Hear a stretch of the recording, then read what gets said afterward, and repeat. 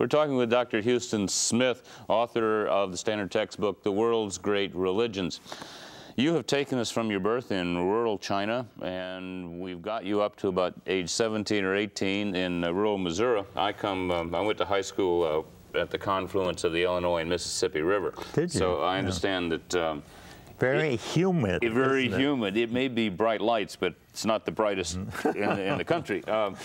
Talk to us then about your personal journey from returning. Right. Well, I was saying that I come thinking I would be going back as a missionary, but when the dynamism of the West swept me up, I knew I wouldn't go back. So I just moved next door. Rather than being a missionary, I would be a minister.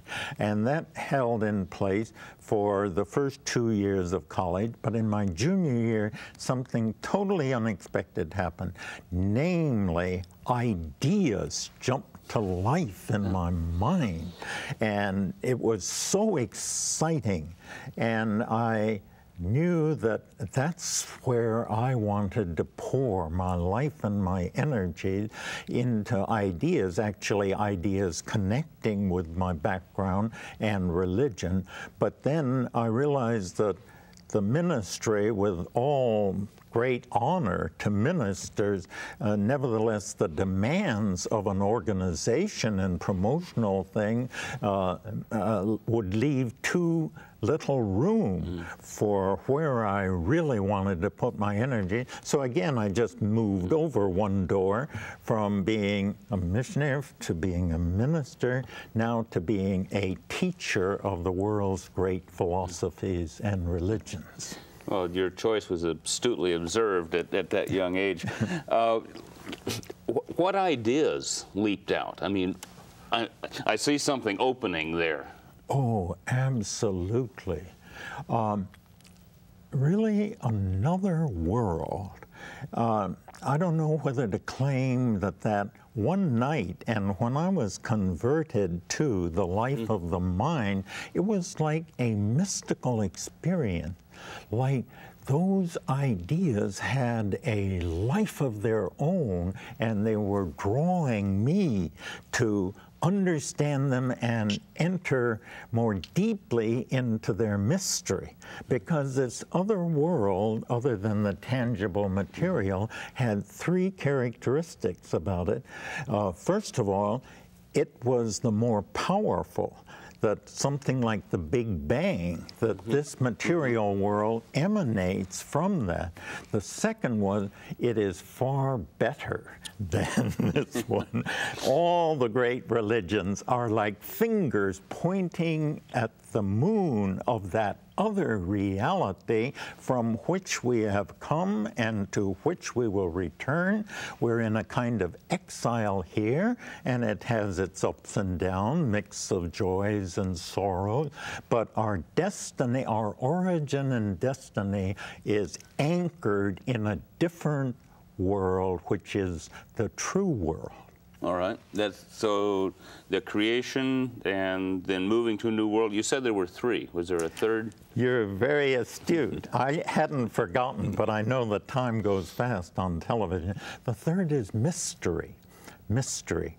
Because it is so real beyond our quasi-real and quasi-phony world that our minds in this stage are incapable of comprehending it in its thoroughness. It would be like dogs trying to understand what Einstein's equations were all about by using their noses. Now, our distance from the divine mind is greater than a dog's distance of a dog's mind to Einstein. So maybe this can, I hope it can give a sense of the excitement of giving one's life, not to going through the motions on this world of shadows and so on, but trying to penetrate insofar as the human mind can into the mysteries and glories, because that's the better part of that other world.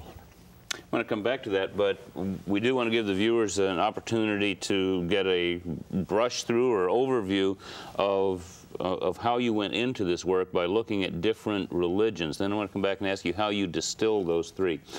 Let's start with Hinduism, and I think we have a graphic here. Oh. Talk to us a little bit about this. Oh, that's the dancing Shiva, which now virtually belongs to the world. It is a symbol of nature, graceful dancing. Shiva dances in the twirling stars, in the circling seasons, the rhythms of the human heart, and how beautiful. Now contrast it with modernity. We have a bigger universe, 20 billion light years across, but as far as, and in a way, the stars are beautiful, but on the other hand, that's dead matter for us, whereas this is eminently alive. And the secret is that bottom leg, which is planted on a dwarf, which symbolizes the skin-encapsulated ego, our noisy ego. As long as we have our self-centeredness firmly underfoot and can rise above it, then we can see reality in this beauty and gracefulness.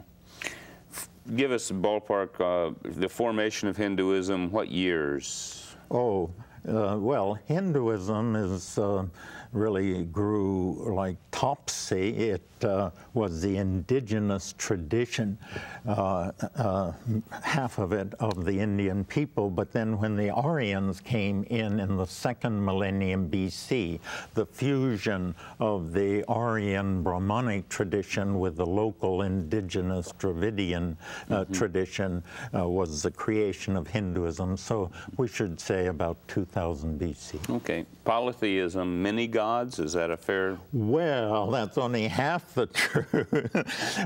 There are, the standard number is 33 million gods, but that's because at that time that was the population of India, but now it's up to the 700 million, but that's misleading, because if we stop there, it looks like polytheism. But behind all of these are only the multiple faces of Brahman, the absolutely single one. Houston Smith will be back.